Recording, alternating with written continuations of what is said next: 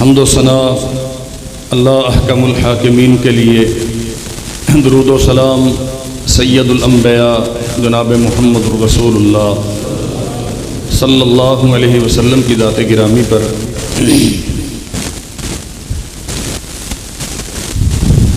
ایک بہت بڑا عمل رمضان المبارک کی روزوں کی صورت میں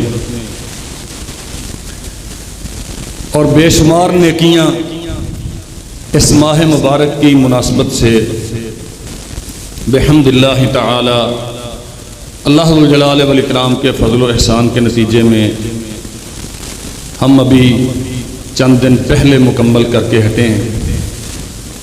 اللہ احکم الحاکمین ہم سب کے اعمال جیسے تیسے بھی تھے اپنی بارگاہ میں قبول فرمائے۔ بہت ساری چیزیں جو ہماری عام زندگی میں ہمارے لیے جائز تھیں، رمضان المبارک کی آمد کے ساتھ ہی اللہ کے حکم کے تابع اہل ایمان ان چیزوں کو چھوڑ دیتے ہیں۔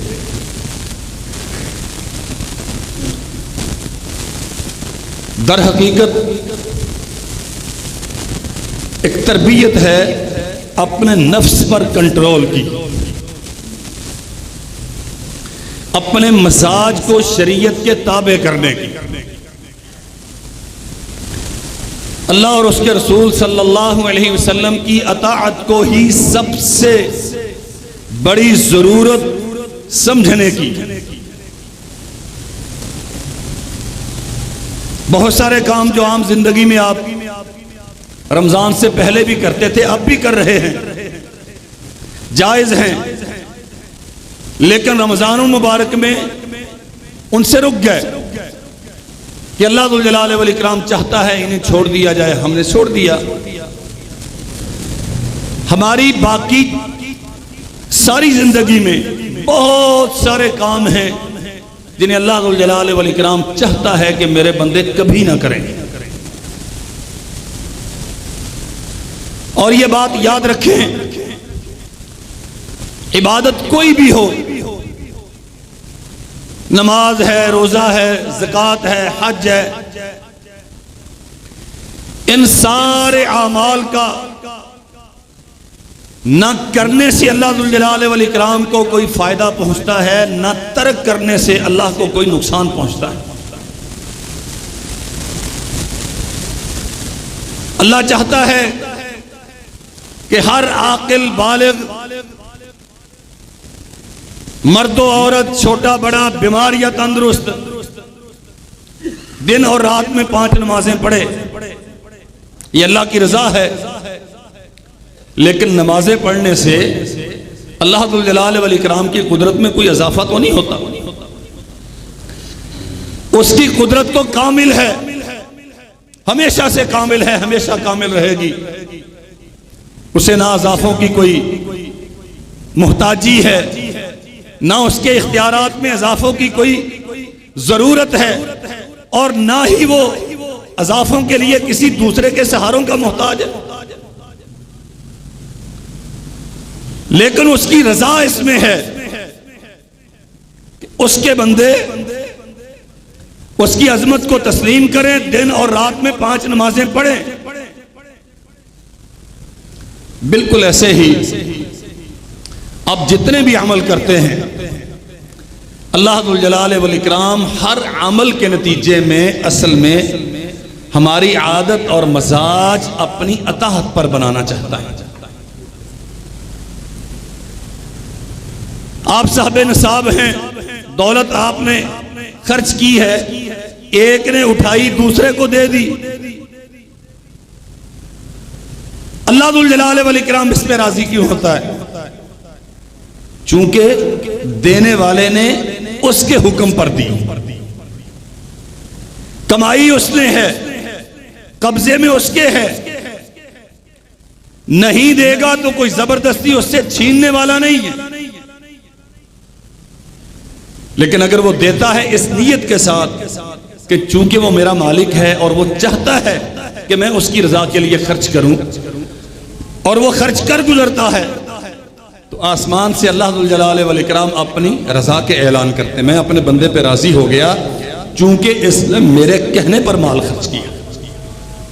میرے عزیز بھائیوں، ہمارے عام معمولات زندگی اس پہ بہت زیادہ تدبر کی ضرورت ہے۔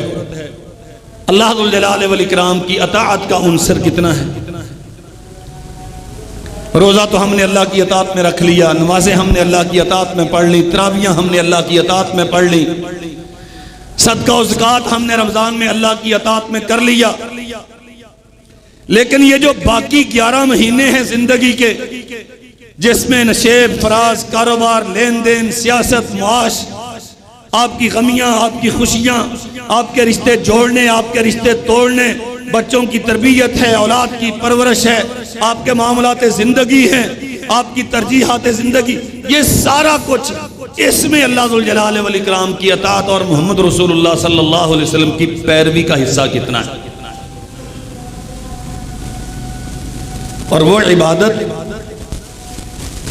جو انسانی مزاج پر، انسانی معاشرے پر، انسانی شخصیت پر کوئی اثرات مرتب نہیں کرتی۔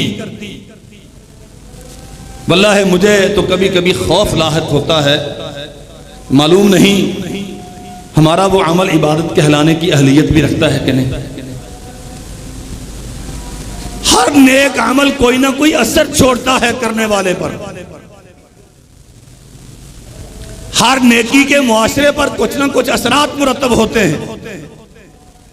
معاشرہ اصلاح کی طرف آتا ہے، اس کے حالات پہلے سے بہتر ہوتے ہیں، وہ جو بے راہ روی رمضان سے پہلے تھی وہ رمضان کے بعد کم ہونی چاہیے، اور یہ کم ہوئی نظر آنی چاہیے۔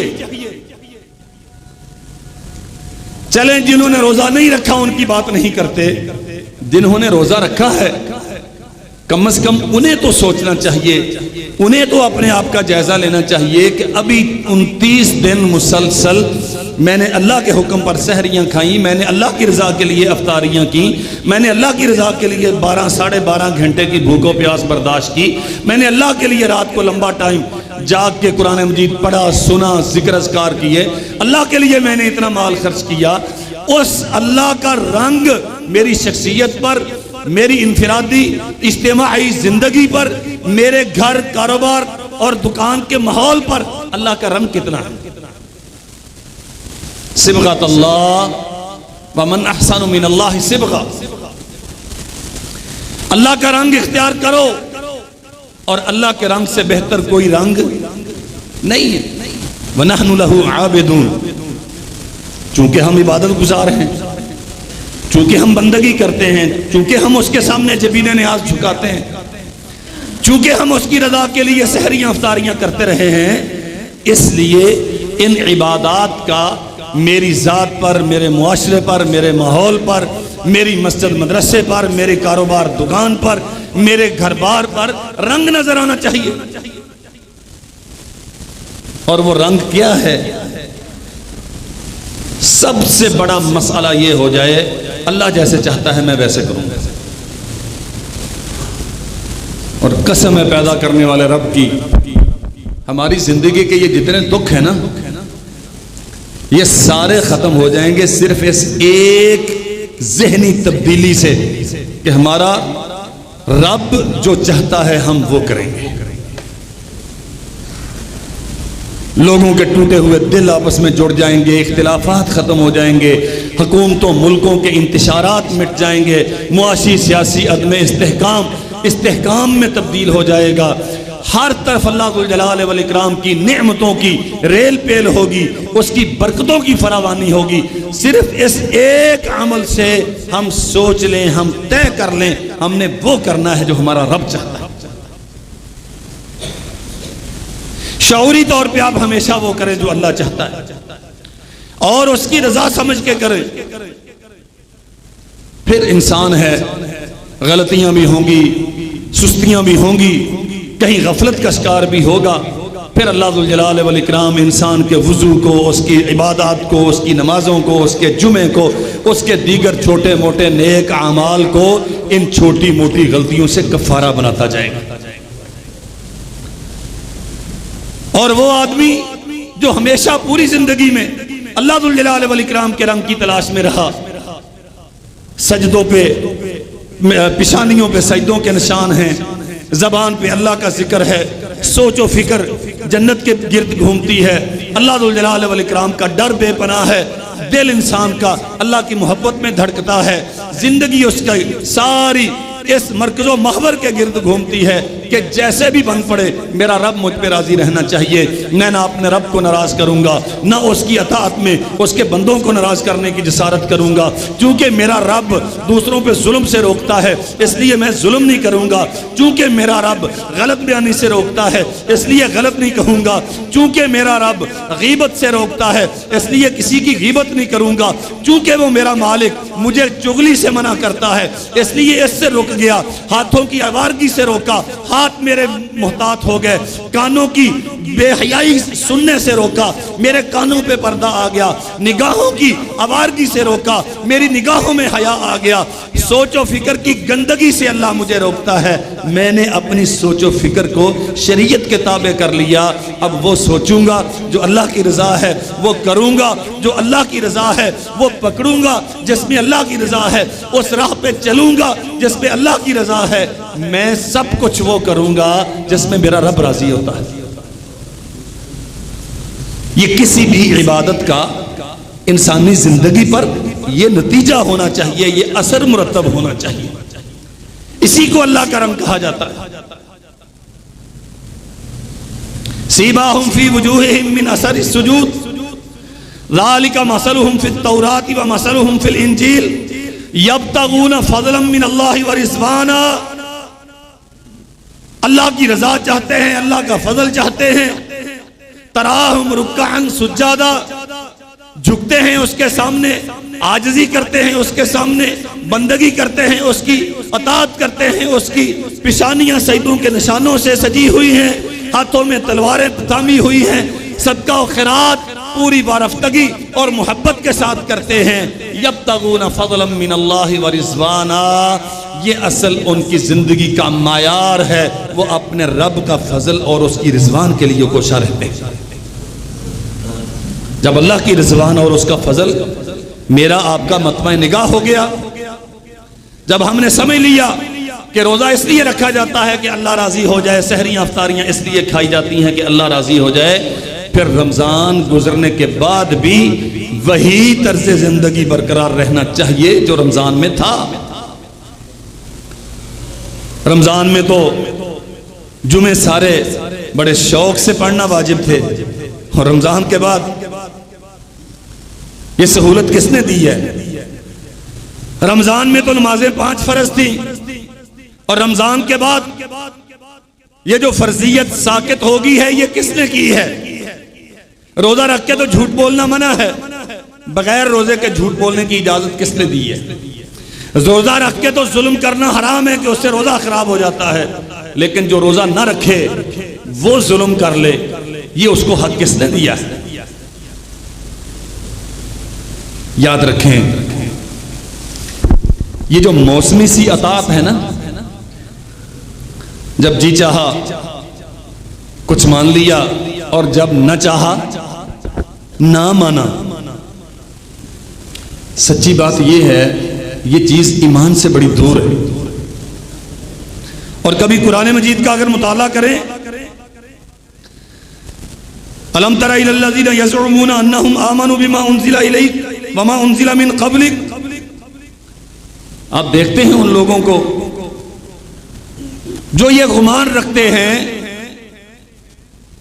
کہ ہم اللہ کی شریعت پر ایمان رکھتے ہیں، ہم مومن ہیں، ہم نے کلمہ پڑھا ہے، ہم لا الہ الا اللہ محمد رسول اللہ کہتے ہیں، یریدون ان یتحاکموا الی الطاغوت، لیکن اپنے زندگی کے بہت سارے معاملات میں وہ طاغوت کی طرف جاتے ہیں، فیصلے، اپنے معاملات زندگی، اپنی غمی خوشی کے معیارات، اپنے کاروبار کی ترجیحات اور طریقے، اپنی سیاست کے اسالیب، یہ سب کچھ کرتے ہوئے وہ اللہ اور اس کے رسول سے نہیں پوچھتے، وہ شریعت کا اتباع نہیں کرتے۔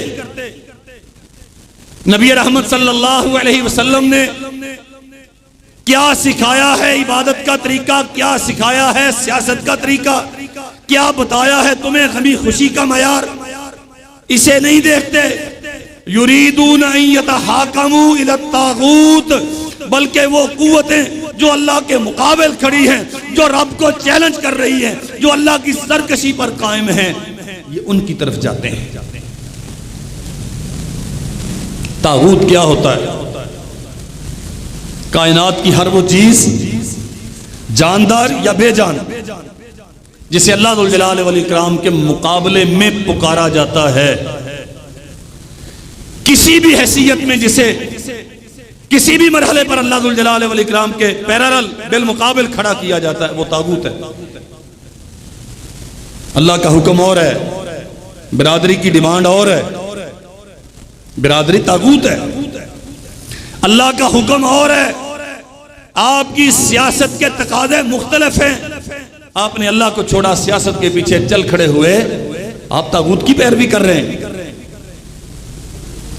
اور یاد رکھیں میرے بھائیوں، سب سے بڑا طاغوت انسان کا خود اپنا نفس ہوتا ہے۔ ہم بہت سو کو ٹھکرا دیتے ہیں،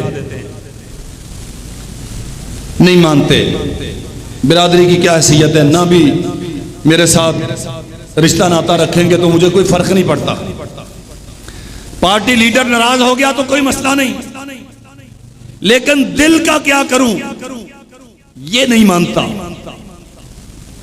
اور یہاں یہ بات سمجھ لیں، ہماری لڑائیوں کے اور ہماری صلح کے اسباب میں سے سب سے بڑا سبب یہ دل ہی ہے۔ میرا جی چاہتا ہے تو میں بہت سارا خسارہ برداشت کر کے بھی کسی کے ساتھ صلح رکھوں گا، اور جی بگڑ گیا تو بہت سارا نقصان برداشت کر لوں گا، لیکن اس سے بولنا گوارا نہیں۔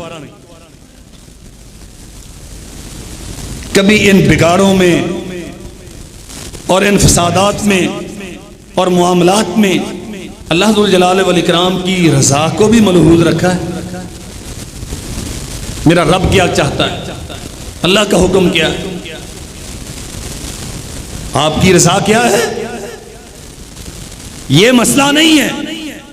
آپ کی رائے اور رجحان کیا ہے، یہ مسئلہ نہیں ہے، مسئلہ اللہ کی رضا۔ سیدنا ابو مرثد غنوی رضی اللہ عنہ کا ایک واقعہ بڑا معروف ہے، کلمہ پڑھا، مسلمان ہو گئے۔ کچھ مسلمان اہل مکہ کی قید میں تھے، اور ابو مرثد بڑے قابل، ایکسپرٹ، بڑے ماہر تھے اس کام کے۔ فرمایا جاؤ، جا کے مسلمان قیدیوں کو چرا کے لے آؤ، ایک ایک کر کے وہاں سے بھگا کے لاؤ۔ لمبی داستان ہے۔ گئے، عراق نامی ایک فحشہ عورت، جاہلیت میں جس کے ساتھ ان کے جسمانی مراسم رہے تھے، اس نے پہچان لیا۔ رات کی تاریکی میں ابو مرثد کو دیکھا اور پہچان لیا، دعوت گناہ دی، متوجہ کیا اپنی طرف، رات اپنے بستر پہ گزارنے کی پیشکش کی۔ اللہ اکبر۔ نفس تو انسان کا ہمیشہ سے ایسے ہوتا ہے، زبان سے یہ کہتا ہے عناق، یہ ماضی کی جتنی محبت کی داستانیں سنا رہی ہو سب تسلیم ہیں، لیکن اب چونکہ کلمہ پڑھ لیا ہے، اب کوئی کام ایسا نہیں کروں گا جو محمد رسول اللہ صلی اللہ علیہ وسلم کے مزاج کے، آپ کی شریعت کے خلاف ہے۔ تعلقات رہے ہیں تیرے ساتھ، وابستگی رہی ہے تیرے ساتھ، لیکن اب چونکہ کلمہ پڑھ لیا، اب اللہ ذوالجلال والاکرام کی رضا میرا مسئلہ ہے، تیرا کوئی مسئلہ نہیں۔ اس نے کہا میں شور کر دوں گی، پکڑوا دوں گی کہ یہ جو روزانہ یہاں سے قیدی چرا چرا کے لے کے جاتا ہے یہ ہے۔ کہتے کوئی مسئلہ نہیں، پکڑا جانا گوارا ہے، قید ہو جانا گوارا ہے، دشمن کے نرغے میں آ جانا گوارا ہے، لیکن رب کی رضا کے خلاف کوئی کام کرنا گوارا۔ اس نے شور کیا، اللہ ذوالجلال والاکرام نے بچانا تھا، بچا لیا، بھاگ نکلے، پکڑے نہیں گئے، لیکن آفرین ہے واللہ ان لوگوں کی اطاعت اور محمد رسول اللہ صلی اللہ علیہ وسلم کی پیروی کا معیار، بھاگ نکلے، چھپ گئے، کچھ دیر انتظار کیا کہ ماحول ذرا پرسکون ہو لے، واپس نہیں گئے کہ اب میرا راز فاش ہو گیا ہے، اب لوگوں کو پتہ چل گیا ہے تو اب میں بھاگ جاؤں، اب کام نہیں کروں، چونکہ اللہ کے نبی نے ایک ذمہ داری سونپی ہے۔ اسی رات کے پچھلے حصے میں پھر آ کے اپنا ایک قیدی چھڑا کے لے کے گئے۔ ہاں البتہ نبی کریم صلی اللہ علیہ وسلم سے جا کے درخواست کرتے ہیں، میری اس سے دلی وابستگی رہی ہے، لمبا ٹائم ہم نے اکٹھے گزارا ہے، اگر آپ اجازت دیں تو میں اس کے ساتھ نکاح کر لوں۔ فرمایا مرشد، اللہ مومن آدمی کو مومنہ کے ساتھ نکاح کی تلقین کرتا ہے، تیرے سارے تعلقات ہونے کے باوجود چونکہ وہ بے حیا اور مشرکہ ہے، اللہ کی رضا اس میں ہے کہ تو اسے چھوڑ دے۔ اللہ کی قسم زندگی میں دوبارہ کبھی اس طرف اٹھا کے نکاح نہیں کی، دل کی تختی سے اس کا نام کرش دیا، میری زندگی میں اسلام کی کوئی عورت کبھی نہیں آئے گی، بس محمد رسول اللہ صلی اللہ علیہ وسلم نے روک دیا تو ہم روک گئے۔ یہ جو طریقہ ہے نا، یہاں بس میرا دل چاہتا ہے، بس میری عادت تو ایسی ہے، یہ روزہ اصل میں عادات کی اصلاح کا ذریعہ ہے۔ انسان کی عادت کیا ہوتی ہے؟ 8 بجے ناشتہ کرتے ہیں، 2 بجے دوپہر کا کھانا کھاتے ہیں، شام کو پھر کھانا کھاتے ہیں، اور اس دوران میں کوئی 2 ڈبیاں سگریٹ کی بھی پھونکتے ہیں۔ عادت ہے نا، آپ کسی سے پوچھ کے دیکھ لیں بھئی یہ نیکی ہے کیا، کہے گا نہیں، مانتا ہے گناہ ہے، لیکن عادت ہے، چھٹتی نہیں ہے۔ روزے میں آ کے چھٹی، بات سمجھو ذرا، روزے میں آ کے یہ عادت چھٹی کہ نہیں؟ اتنے بجے فجر کی اذان ہوتی ہے، اتنے بجے مغرب ہوتی ہے، کہ 12.5 گھنٹے 13 گھنٹے میں نہ پانی پئیں گے، نہ کھانا کھائیں گے، نہ ناشتہ کریں گے۔ شوگر پیشنٹ ہوں، بار بار ضرورت ہوتی ہے مجھے ڈائٹ کی، لیکن روزے رکھے ہیں الحمدللہ، کوئی پرواہ نہیں، نہ حقے کی ضرورت ہے، نہ سگریٹ کی ضرورت ہے۔ اس کا مطلب کیا ہے؟ جو عادتیں اچھی تھیں انہیں بھی ترک کیا ہے، جو عادتیں بری تھیں انہیں بھی، لیکن اچھی چونکہ جائز ہیں انہیں رمضان کے بعد پھر اختیار کرنے کا آپ کو حق ہے، جو بری تھیں انہیں دوبارہ لوٹانا یا ان کی طرف لوٹنا اس کا حق۔ ذرا اپنے نفسوں کو ٹٹولیے، اپنی عادات کا جائزہ لیجئے۔ سارا دن کھانا پینا ضرورت بھی ہے، عادت بھی ہے، لیکن ایک اللہ ذوالجلال والاکرام کا حکم ہے، لوگوں نے طلوع فجر سے لے کر غروب آفتاب تک چھوڑ دو، چھوڑ دیا، وہی رب حکم دیتا ہے، نفس کے پیچھے نہیں چلنا۔ نفس کہتا ہے نیند آئی ہے، سو لوں، 2 گھنٹے بعد پڑھ لوں گا، اللہ کہتا ہے نہیں، ابھی ملاقات کا ٹائم ہے، میں تیرے انتظار میں ہوں، آؤ میرے پاس۔ جو نفس کی مانتا ہے وہ گیا، ڈوب گیا، جو نفس کو چھوڑ کے اللہ ذوالجلال والاکرام کے پاس آ گیا، یہ ہے جو اللہ کی رضا کا متلاشی۔ وَإِذَا قِيلَ لَهُمْ تَعَالَوْا إِلَى مَا أَنزَلَ اللَّهُ وَإِلَى الرَّسُولِ، سحری افطاری تو اللہ کے حکم پہ کھائی، لیکن غمی خوشی اللہ کے حکم کے مطابق، کاروبار اللہ کے حکم کے مطابق، شادی بیاہ اور حتیٰ کہ عید اس کی سیلیبریشن اللہ کے حکم کے مطابق، بچوں کی تعلیم و تربیت اللہ کے حکم کے مطابق نہیں، ان کی سکولنگ اللہ کے حکم کے مطابق نہیں، زندگی کا کوئی کام اللہ کے حکم کے مطابق نہیں۔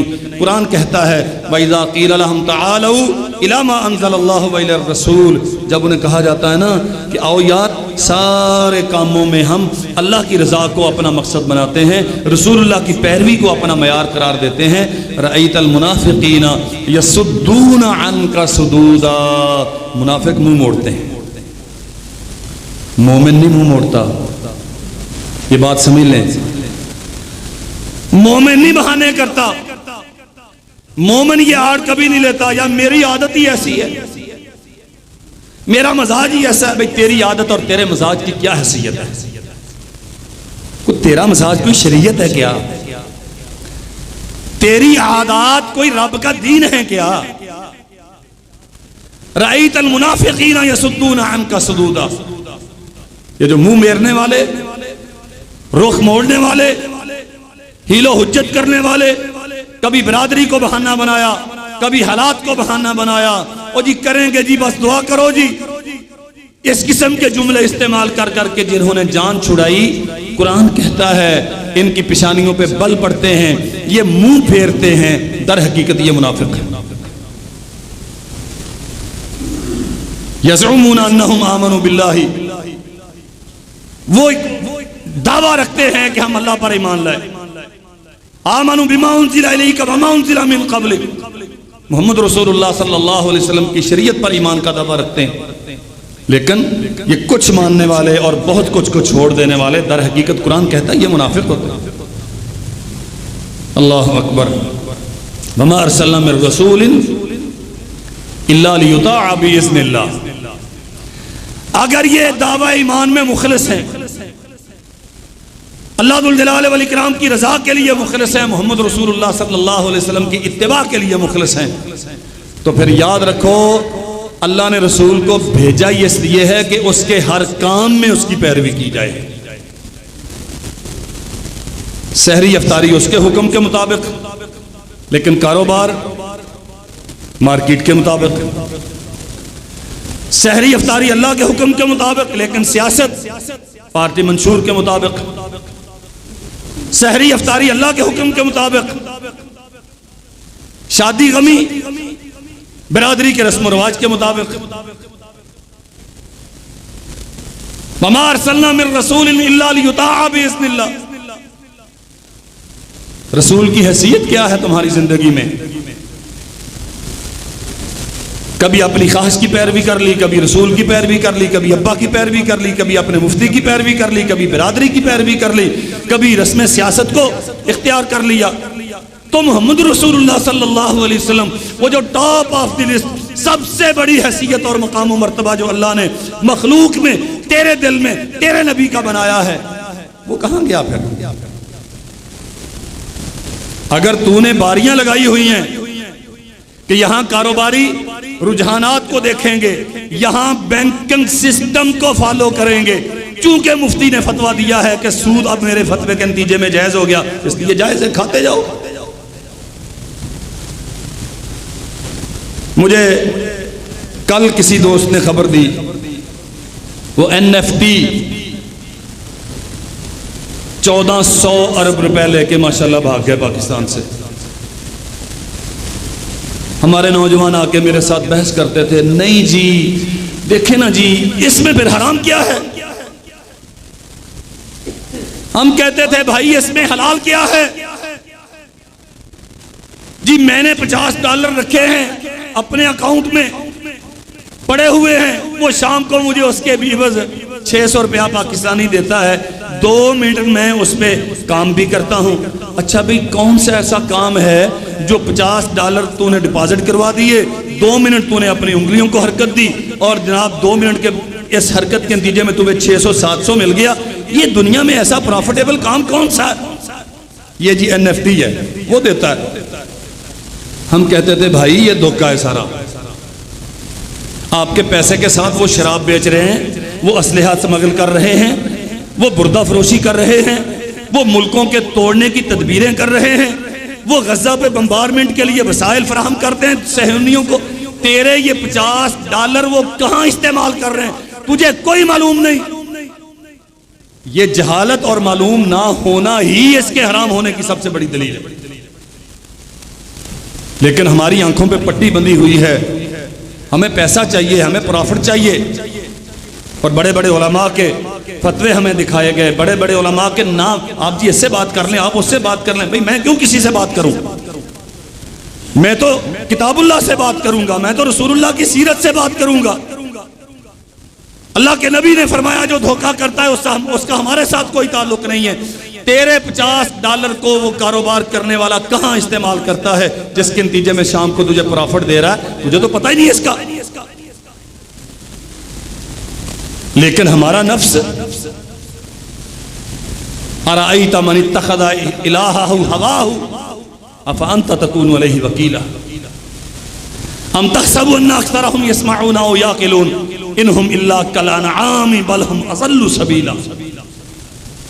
تو نے دیکھا نہیں ان لوگوں کی طرف جو اپنے دل کی آواز میں لبیک کہتے ہیں اور سجدہ ریز ہو جاتے ہیں؟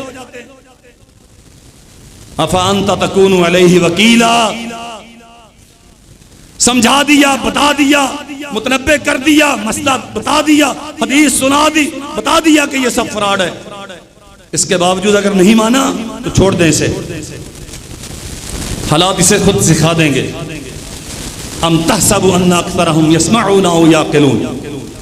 یاد رکھو یہ آن لائن بزنس کرنے والے جتنے میرے بھائی ہیں سن لیں، کچھ بہت زیادہ عقل مند ہوتے ہیں نا، اتنی عقل اللہ انہیں دے دیتا ہے جس کی ضرورت نہیں ہوتی دنیا میں. وہ میرا سر کھانے آ کے لگ جاتے ہیں، اور دیکھو نا جی تسی مدرسہ بنایا ہے، بچیاں دے وچ کوئی سکل پیدا کرو. اچھا ابھی کیا سکل پیدا کریں؟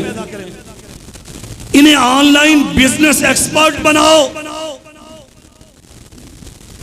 تاکہ یہ بھوکے نہ مریں. اللہ کے بندے، روزی کا انتظام تو نے میں نے کب سے اپنے ہاتھ میں لے لیا؟ قرآن تو کہتا ہے یہ اللہ کے اختیار میں. وہ تو کہتا ہے روزی میں دیتا ہوں. میں نے مدرسہ بنایا، لوگ مجھے زکوٰۃ دیتے ہیں، لوگ مجھے صدقات دیتے ہیں تاکہ میں اپنے بچوں کو دین پڑھاؤں، یہ دنیا کو جا کے دین بتائیں. تو آ کے مجھے کہتا ہے کہ میں اسے 1.5 لاکھ کا لیپ ٹاپ لے کے دوں اور اسے سکل سکھاؤں. سکل کیا سکھاؤں؟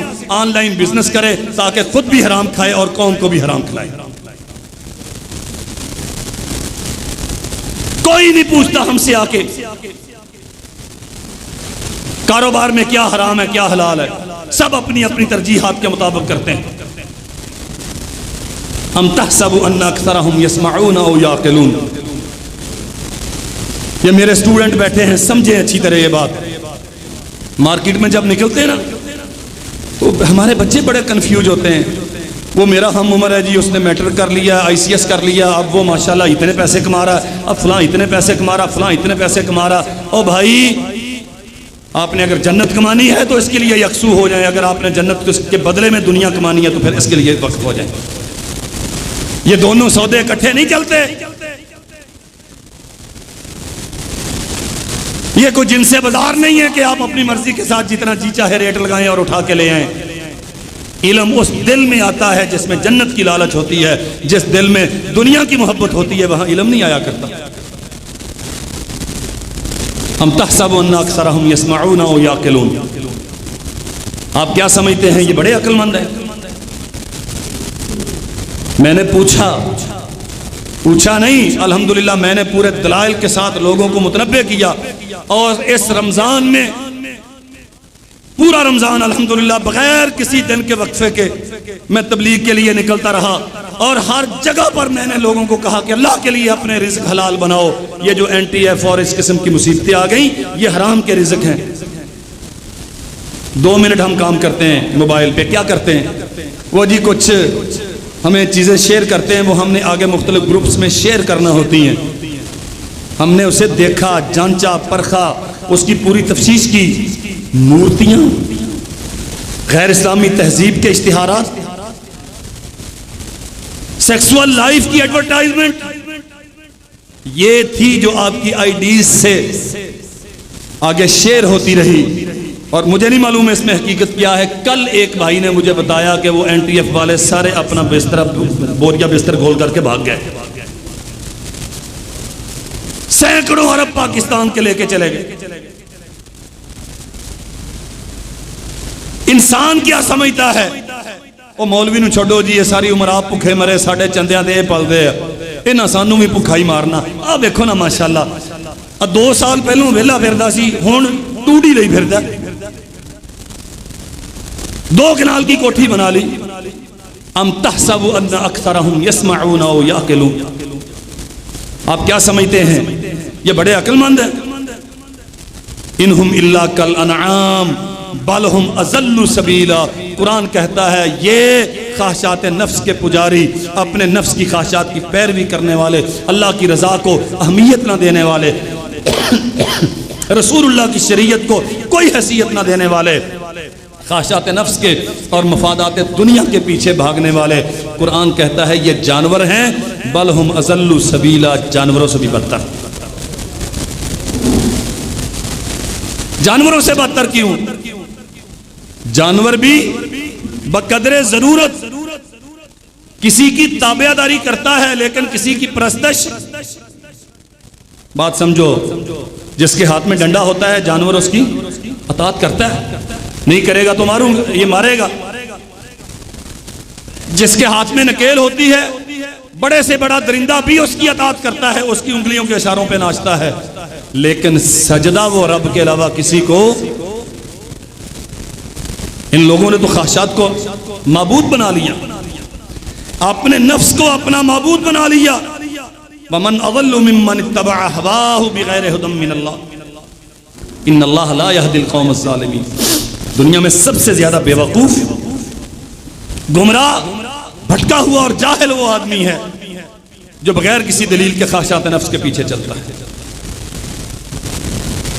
اللہ ذو الجلال والاکرام نے ہمیں اطاعت کا حکم دیا اور کامل اطاعت کا حکم دیا۔ جہاں جی چاہا وہاں مان لی، جہاں نہ جی چاہا وہاں چھوڑ دی۔ پیسے زیادہ آ رہے ہیں، حلال حرام پوچھنے کی ضرورت نہیں، چھوڑو مولویوں کو، بس ٹھیک ہے۔ بینک والوں نے ایک مولوی رکھا ہوا ہے نا، اس مولوی کا فتویٰ کافی ہے، رفع الیدین کے مناظرے کریں گے مولویوں سے آ کے، آمین کی بحثیں کریں گے اپنے پیش امام سے آ کے، گھر اجڑتے ہیں، طلاق کے نکاح کے فتوے لیں گے اس مولوی سے آ کے، اور بینک انٹرسٹ، سود نہیں، ربا نہیں، تکافل، انٹرسٹ۔ رسول اللہ صلی اللہ علیہ وسلم نے فرمایا تھا قیامت کے قریب لوگ شراب پئیں گے لیکن نام تبدیل کر لیں گے۔ شراب کا نام، ٹائٹل چینج ہو جائے گا، سود سود ہے، نام تبدیل ہو گیا بس۔ یہ انٹرسٹ ہے، یہ تکافل ہے، یہ منتھلی بیسس پہ پرافٹ ہے، یہ آپ کی سالانہ انکریجمنٹ ہے، جو بھی آپ کو یہ نام دیں، وہ بھائی نئی بوتل میں پرانی شراب ہے، لیکن جو اصل میں میرا دکھ ہے، سارے مسئلے آپ نے پوچھنے ہوتے ہیں ہم سے آ کے۔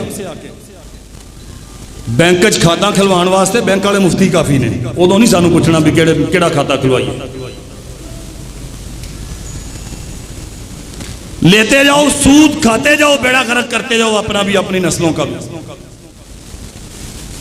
اللہ اکبر۔ ارأیت من اتخذ الہہ ہواہ واضلہ اللہ علی علم وختم علی سمعہ وقلبہ وجعل علی بصرہ غشاوہ فمن یہدیہ من بعد اللہ افلا تذکرون۔ اللہ فرماتے ہیں آپ نے دیکھا ان لوگوں کو جنہوں نے خواہشات نفس کو اپنا معبود بنا لیا، حلال و حرام کا کوئی لحاظ نہیں کرتے، صحیح غلط میں کوئی فیصلہ نہیں کرتے، ضرورت ہی محسوس نہیں کرتے، پیسہ آنا چاہیے جہاں سے بھی آ رہا ہے آنے، مزہ ہونا چاہیے زندگی میں جیسے بھی ہے چلنے دو۔ کوئی دین کے نام پہ مزوں کے پیچھے ہے، کوئی دنیا کے نام پہ مزوں کے پیچھے ہے، کوئی سیاست کے نام پہ مزوں کے پیچھے ہے۔ مزہ کیا ہے؟ اگر آپ کا دل درد آشنا ہوتا، اللہ ذو الجلال والاکرام کی معرفت میں دھڑکتا ہوتا،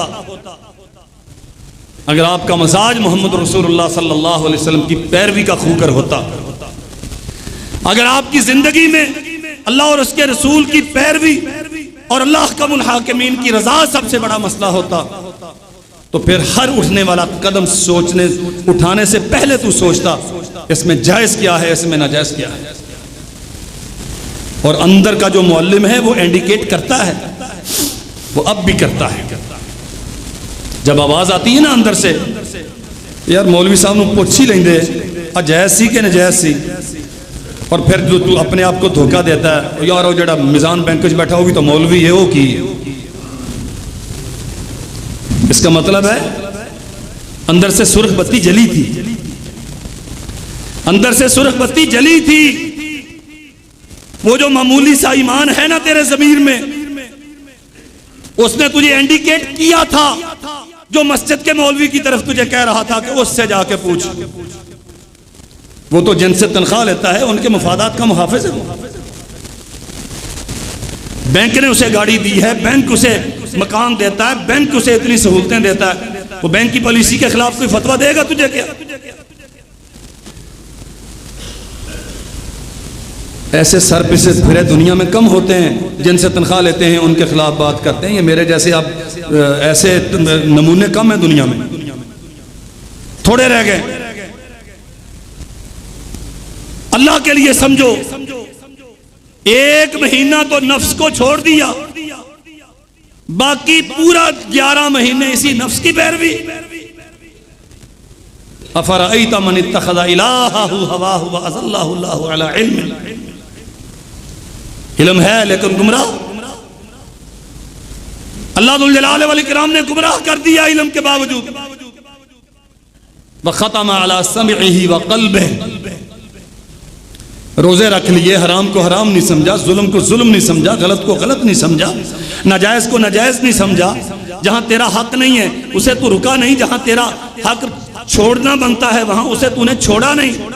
جس راہ پہ جانا منع کیا گیا اس راہ سے تو رکا نہیں، جو بات سننا تجھے روکی گئی ہے اس سے تو رکا نہیں، جو دیکھنا تجھے روکا گیا ہے اس سے تو رکا نہیں۔ دیکھ رہا ہے، بدستور دیکھ رہا ہے، ویسے کہ ویسے دیکھ رہا ہے۔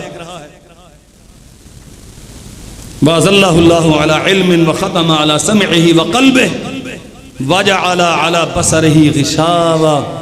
اس کا معنی یہ ہے اللہ ذو الجلال والاکرام نے تیرے دل پر، تیری سماعت پر مہریں لگا دی ہیں۔ وَجَعَلَ عَلَى بَصَرِهِ غِشَاوَةً، اور تیری پردوں، تیری آنکھوں پہ اللہ نے پردے ڈال دیے ہیں۔ نہ تو حق دیکھنے کے قابل رہا، نہ تو حق سننے کے قابل رہا، نہ تو حق بولنے کے قابل رہا۔ کتنی خوفناک بات ہے۔ اور واللہ بڑا سیدھا سا فلسفہ۔ آج شوال کا پہلا خطبہ جمعہ، 4 دن ہو گئے عید گزرے ہوئے۔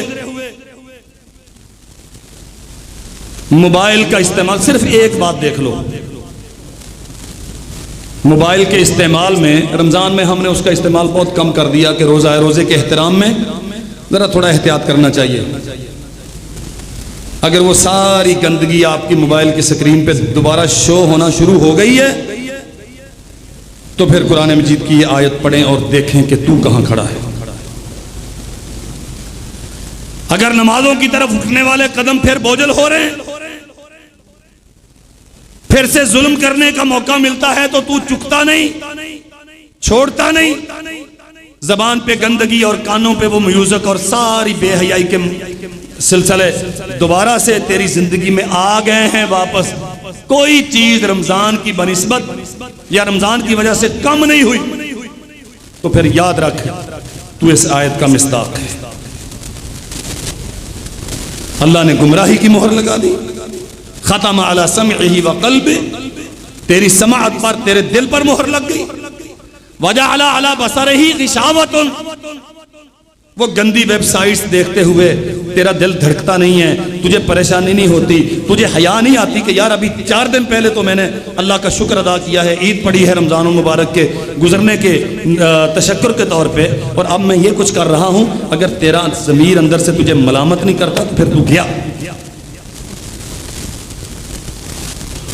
پھر یہ ایک بیکار مشق تھی جو تو نے 29 دن کی ہے، جو سحریاں افطاریاں کھاتا رہا ہے، یہ بس ایک ایکسرسائز تھی، اس کے علاوہ اور کچھ نہیں۔ نیکی رنگ چھوڑتی ہے کرنے والے پر، نیکی مزاج بدلتی ہے انسانوں کے۔ قرآن کہتا ہے وَاصْبِرْ نَفْسَكَ مَعَ الَّذِينَ يَدْعُونَ رَبَّهُمْ بِالْغَدَاةِ وَالْعَشِيِّ يُرِيدُونَ وَجْهَهُ۔ ایک مہینہ تم نے اللہ کی اطاعت میں گزارا ہے، اب اپنے آپ کو انہی اطاعت گزاروں کے ساتھ رکھو باندھ کے، جو صبح و شام اللہ کے سامنے جھکتے ہیں، جو ہر لمحہ اللہ کا ذکر کرتے ہیں، جو ہمیشہ اللہ ذوالجلال والاکرام کی اطاعت میں رہتے ہیں، اپنے آپ کو ان کے ساتھ وابستہ کرو۔ یریدون وجہہ، جن کی زندگی کا سب سے بڑا مسئلہ اللہ کی رضا ہے، جو ہر کام اللہ کی رضا کے لیے کرتے ہیں، ان کے ساتھ وابستہ ہو جاؤ۔ وَلَا تَعْدُ عَيْنَاكَ عَنْهُمْ تُرِيدُ زِينَةَ الْحَيَاةِ الدُّنْيَا، اپنی نگاہیں ان نیک لوگوں سے، مطیع و فرما بردار لوگوں سے، اللہ کے ذاکروں سے اور اطاعت کرنے والوں سے اٹھا کے دنیا کی طرف مت لے کے جاؤ۔ وَلَا تُطِعْ مَنْ أَغْفَلْنَا قَلْبَهُ عَنْ ذِكْرِنَا، جو ہمارا ذکر چھوڑ بیٹھے، جو ہماری اطاعت چھوڑ بیٹھے، جو ہماری فرما برداری چھوڑ بیٹھے، ان کے ساتھ تمہارا کوئی تعلق نہیں ہونا چاہیے۔ وہ تمہاری سیاست کا لیڈر ہو، تمہارے گھر کا سربراہ ہو، تمہارے کاروبار کا باس ہو، ان کے ساتھ تمہارا کوئی تعلق نہیں ہونا۔ مت ان کی بات مانو، ان کی مانو، ان کے ساتھ اپنے آپ کو رکھو جو ہماری اطاعت کرتے ہیں۔ اللہ اکبر۔ وَقُلِ الْحَقُّ مِن رَبِّكُمْ فَمَنْ شَاءَ فَلْيُؤْمِنْ وَمَنْ شَاءَ فَلْيَكْفُرْ۔ یہ حق تھا سارا، آ گیا ہے تمہارے رب کی طرف سے، بیان کر دیا گیا ہے، بتا دیا گیا تمہیں۔ جو اللہ کی رضا کے لیے جیے گا، جو عبادات کا رنگ اپنے شخصیت پہ، اپنے معاشرے پہ، اپنے ماحول پہ پیدا کرتا ہے، اور عبادت کا رنگ اللہ کا رنگ ہے، اللہ کا رنگ اس کی اطاعت ہے، اللہ کا رنگ اس کی فرما برداری ہے، اللہ کا رنگ اس کی رضا چاہنا ہے، اللہ کا رنگ اس کے چہرے کی تلاش ہے۔ یبتغون فضلا من اللہ ورضوانا، صبح و شام اللہ کی رضا، دوپہروں میں راتوں میں اللہ کی رضا، کاروبار میں، گھر میں اللہ کی رضا، مسجد میں، مارکیٹ میں اللہ کی رضا۔ کوئی کام زندگی کا ایسا نہیں جس میں اللہ ذوالجلال والاکرام کی رضا کے علاوہ کچھ اور رہا ہو۔ اگر یہ ہے فَلْشَاءَ مَنْ شَاءَ فَلْيُؤْمِنْ، اس پر ایمان لاؤ، اسے اختیار کرو، ایسا بنو۔ وَمَنْ شَاءَ فَلْيَكْفُرْ، وگرنہ اللہ فرماتے ہیں ہم نے حق تو واضح کر دیا، مسئلہ تمہارے سامنے کھول کے بیان کر دیا گیا، بات تمہیں حقیقت تک واضح کر کے بتا دی گئی۔ اب چاہو تو مومن بن جاؤ، چاہو تو کافر بن جاؤ۔ اللہ ذوالجلال والاکرام ہمیں ایمان اور سنت